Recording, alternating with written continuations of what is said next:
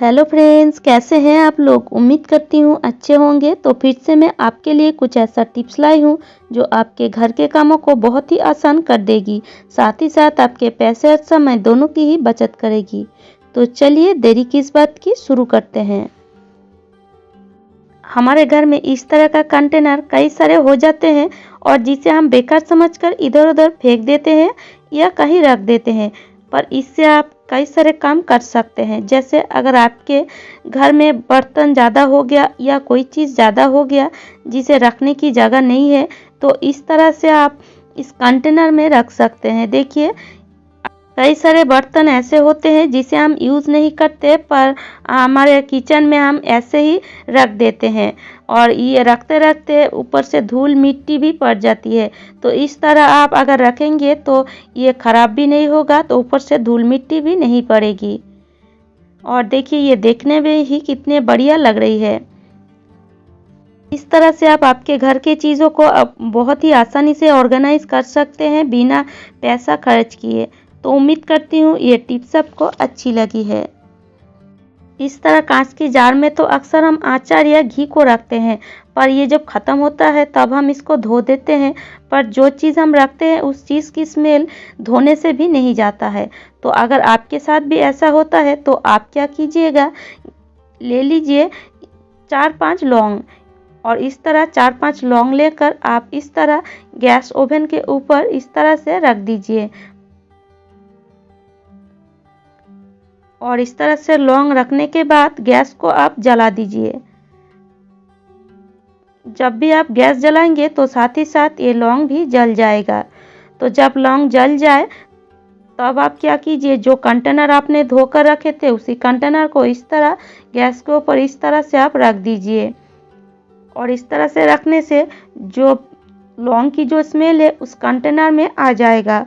और जब लौंग की आग बुझ जाए और लौंग ठंडी हो जाए तब क्या कीजिए, इस लौंग को इस कंटेनर में इस तरह से आप भरकर कंटेनर की ढक्कन को लगाकर रख दीजिए। इस तरह से आप रख दीजिए 2 से 3 घंटे के लिए और आप देखेंगे जो स्मेल था पहले वो स्मेल बिल्कुल भी चला जाएगा। तो उम्मीद करती हूँ ये टिप्स आपको अच्छी लगी है। कंघी से तो हम सिर्फ बालों में कंघी करते हैं, पर आज हम कंघी से पूरे घर को साफ करेंगे। तो एक्स्ट्रा जो कंघी है आपके घर में, वो अगर आप बेकार समझकर फेंकने वाले हैं तो बिल्कुल भी बेकार समझकर मत फेंकिए, क्योंकि इस कंघी से हम पूरे घर को साफ कर सकते हैं।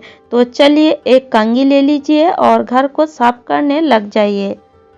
तो कंघी को साइड में रखकर जिससे आप घर की जाली को साफ करते हैं उसको ले लीजिए और उसको लेकर घर के पूरे जाली को अच्छी तरह से साफ कर लीजिए। और जाली के साथ साथ आप दीवार में जो धूल मिट्टी है उसको भी साफ कर लीजिए। मतलब पूरे घर को आप पूरी अच्छी तरीके से ही साफ कर लीजिए।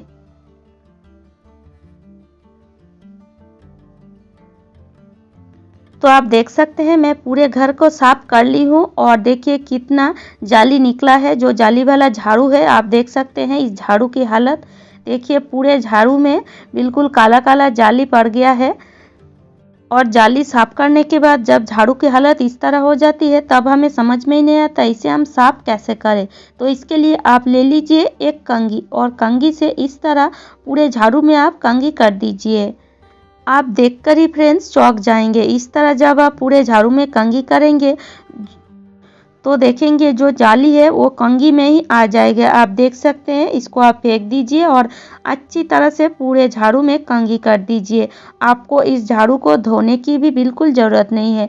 धोने से भी आप देखेंगे ये जो जाली है अच्छी तरीके से नहीं निकलता है, पर इस तरीके से अगर आप कंघी करेंगे तो तुरंत ये साफ हो जाएगा और फिर से इसी झाड़ू से फिर से आप दूसरे घर को भी साफ कर पाएंगे। और अगर आप इससे धो देंगे तो दूसरी बार इस झाड़ू से, मतलब तुरंत दूसरी बार इस झाड़ू से आप घर को साफ नहीं कर पाएंगे। पर अगर इस तरह आप कंघी से साफ करेंगे तो तुरंत ही दूसरी बार भी आप दूसरे घर को भी अच्छी तरह से साफ कर पाएंगे। तो इस तरीके से अगर आपके घर में बेकार कंघी पड़े हैं तो कंघी को बिल्कुल भी बेकार समझकर मत फेंकिएगा। इस तरह से एक कंघी से आप बहुत सारे काम कर सकते हैं। आगे मैं और भी दिखाऊंगी कंघी से हम क्या क्या काम और कर सकते हैं।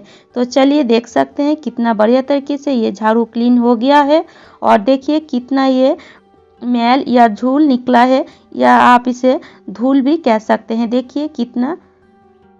तो उम्मीद करती हूँ ये टिप्स आपको अच्छी लगी है। तो चलिए इसी कंघी को हम फिर से मोजा पहना देते हैं। एक मोजे को लीजिए और इस तरह कंघी में पहना दीजिए और इस तरह कंघी में हम मोजे को पहनाकर बहुत सारे काम कर सकते हैं। तो चलिए इस तरह से आप कंघी को पकड़िए और चलिए फ्रिज की ओर। फ्रिज को तो हम क्लीन करते हैं, पर आपने कभी क्या कंघी से फ्रिज को क्लीन किए हैं? तो फ्रिज में जो ये रबर होती है इसको तो हम क्लीन करना बिल्कुल भी भूल जाते हैं। मतलब हमें समझ में ही नहीं आता इस रबर को हम कैसे क्लीन करें। तो इस तरह एक कंघी और मोजे की मदद से आप इस तरह से थोड़ा सा घसेंगे तो आप देखेंगे बहुत सारे धूल मिट्टी इस जगह पर जमी हुई है। और इस तरह से अगर आप क्लीन करेंगे तो बहुत ही आसानी से वो धूल मिट्टी बाहर निकल जाएगा। देखिए इस तरह से कितनी आसानी से ये क्लीन हो रहा है। तो इस तरह से आप बहुत ही आसानी से फ्रिज की जो रबर है उसको क्लीन कर सकते हैं एक कंघी की मदद से। तो उम्मीद करती हूँ ये टिप्स भी आपको अच्छी लगी है।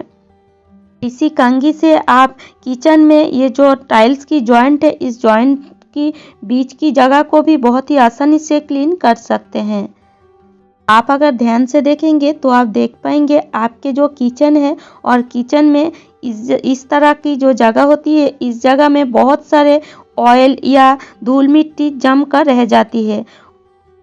इसे हम नॉर्मल क्लीन करें तो बिल्कुल भी वो नहीं जाता, पर इस तरह से अगर आप एक कंघी और मोजे को इस तरह से थोड़ा सा भीम बार लिक्विड या कौन सा भी साफ साबुन देकर घस देंगे तो वो जगह बिल्कुल बहुत ही अच्छी तरीके से क्लीन हो जाएगी।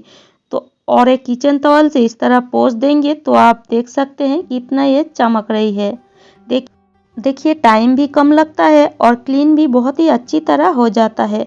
तो उम्मीद करती हूँ आज के सारे टिप्स आपको अच्छी लगी है और अगर आपको मेरी टिप्स थोड़ा सा भी अच्छी लगती है तो लाइक कीजिएगा, शेयर कीजिएगा और मुझे कमेंट करके ज़रूर बताइएगा।